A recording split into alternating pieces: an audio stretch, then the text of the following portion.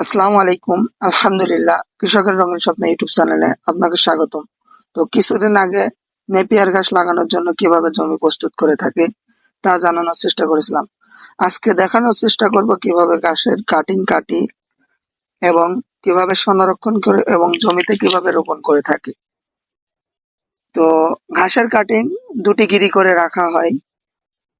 প্রথমেই কাটিং গুলো দুটি গিরি করে রেখে দিয়ে বাড়ির এক কোনায় পানি দিয়ে এগুলো সংরক্ষণ করা হয়। তো জমিতে লাগানোর পূর্বে জমিতে নিয়ে আসার পরে দুটি কাটি মোটামুটি 2 ফিট করে রেখে দিয়ে 2 ফিট পরিমাণে সমান্তরালে জমিতে পায়ের সাহায্যে দাগ টেনে নেই। সারি হতে সারি 2 ফিট এবং কাটিং হতে কাটিং 2 ফিট দূরত্বে 2 ফিট অন্তর অন্তর দুটি করে কাটিং রোপণ করে থাকি।